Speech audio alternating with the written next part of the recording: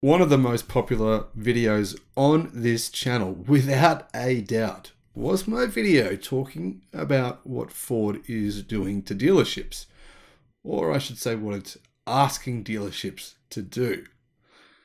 Realistically, we all know what they're up to. Jim Farley has admitted as much within the last 12 months. And it's an interesting ploy. Dealers are pushing back. They're saying this isn't fair, and they're considering suing Ford. Hello, my friends. Welcome to the channel. I'm the Electric Viking. Great to see you. My name is Sam Evans, and I'm coming to you from Melbourne in Australia. Thank you for tuning in. Well, it's great to have so many new subscribers. There's been more than 10,000 of you come on over the last 28 days. To you guys, if you're new, we have done 2,500 videos in the last 18 months. There's a lot of information there that you're going to miss out on if you don't subscribe. Basically, you're not going to get our videos in your feed. We do about 6 per day. A lot of them are exposing things that other people just don't talk about. The reason they don't talk about them is because they get paid, right? You know what happens if I criticize BMW? BMW don't advertise on this YouTube channel. You know what? I don't care. I don't care. BMW, if you do that, too bad, so sad. I really don't care. So the reality is here on this channel, I just say it how it is. And if that means a company's doing the wrong thing, I'm just going to point it out. Sorry, guys. If you like that brand, well, unsubscribe, whatever. It doesn't matter. Because frankly, people want to know the truth. People want to know what's really going on. People want to know what the media is not telling them. The media is just saying whatever you want to hear. Oh, yeah, Toyota pays us lots of money, so we'll just tell you what Toyota says. And that's what they're doing. They're just telling you whatever that you want to hear. General Motors pays us lots of money, so we'll just say what Mary Barra says is true. Everything Mary Barra says is true. If you believe what she says, well, I'm sure you don't. Surely you're not that stupid. Now, yes, some of what she says, there's some truth to it. Some of what she says, there's no truth to it.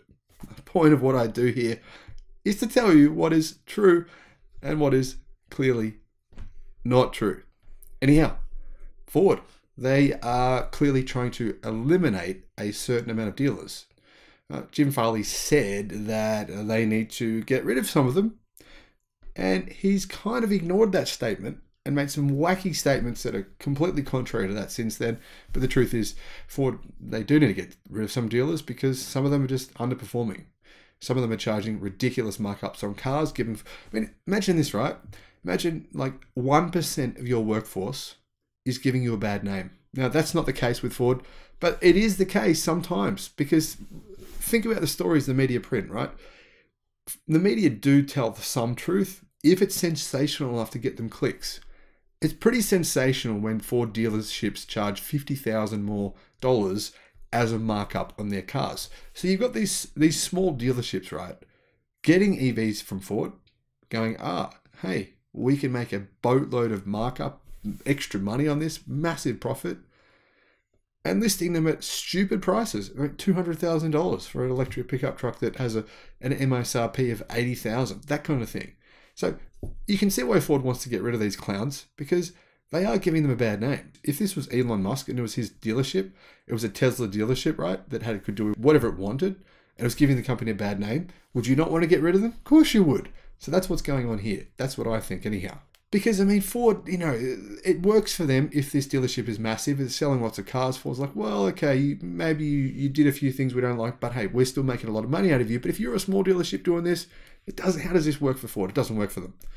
Dealerships, though, are not happy. They're not happy with having to pay $1.2 million to sell Ford EVs. I mean, obviously, most of these dealerships, some of them know, some of them are just stupid, but most of them are smart enough to work out that Ford won't be selling anything but EVs within 10 years.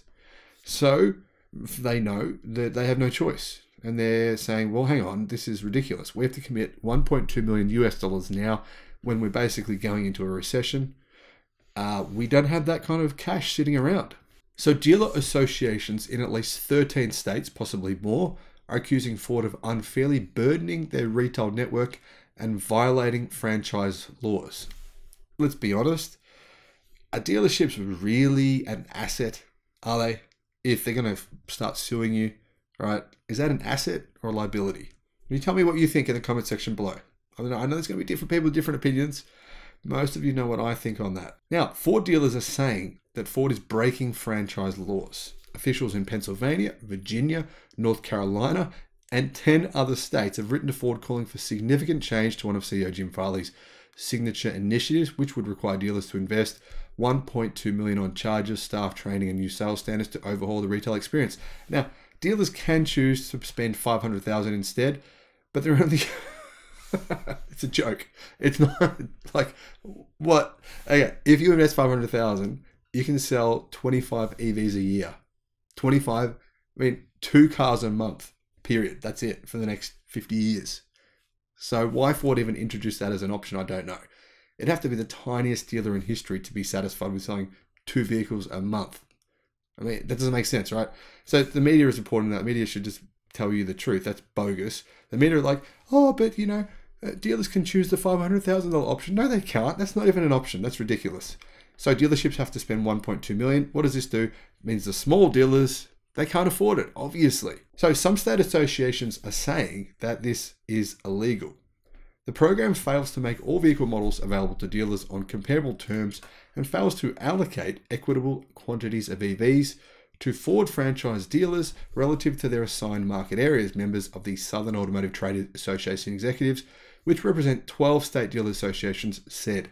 The group called on Ford to work with state association executives and franchise dealers to create a program that complies with the state laws, promotes competition, and furthers the goal of EV adoption in all parts of the country. Now, dealers surely are smart enough to know this is a cull. They're getting culled. So they're probably going to fight as hard as they can to not be culled. John Devlin, CEO of the Pennsylvania Automotive Association, said in a letter to Farley that the certification program violates multiple provisions of Pennsylvania law. Ford told Automotive News it's confident the plan is legal and that overall feedback has been positive.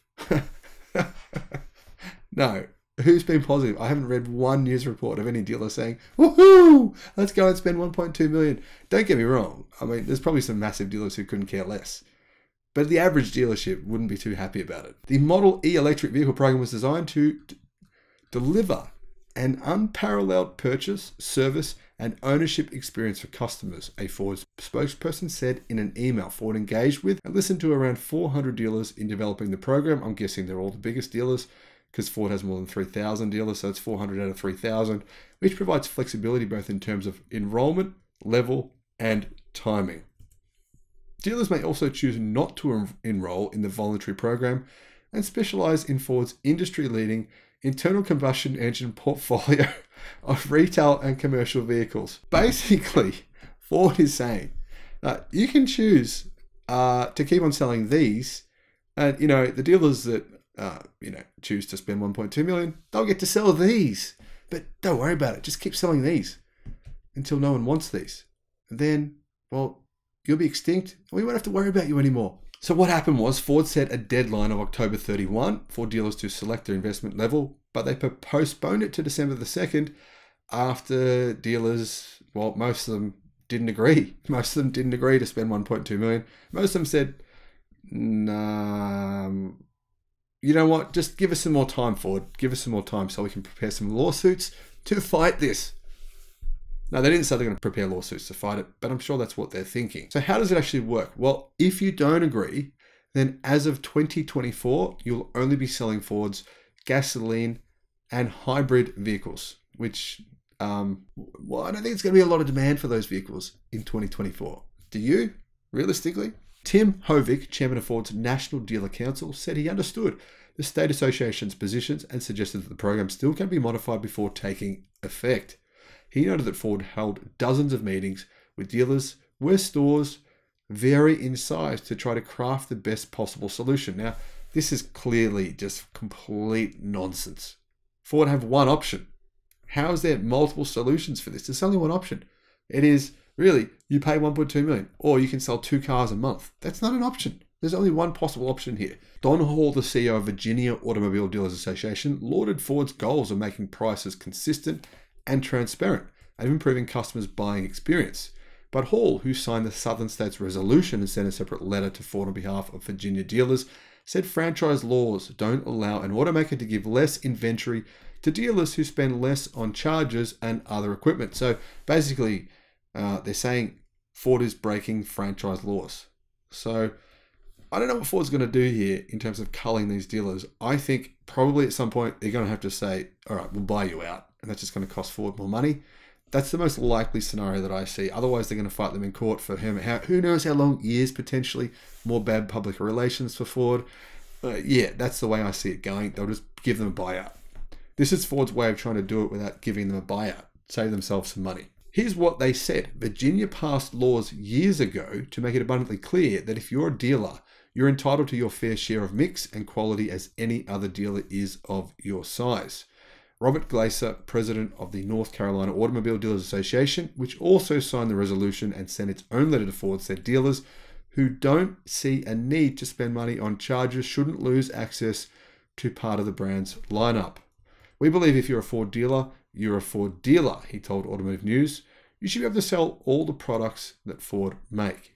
Now, the interesting thing is some dealerships are saying they don't agree. Obviously, the ones who have agreed and signed on are saying, no. If we pay this money, we should get special perks. We should get special features. So now it looks like dealers are sort of fighting each other on this.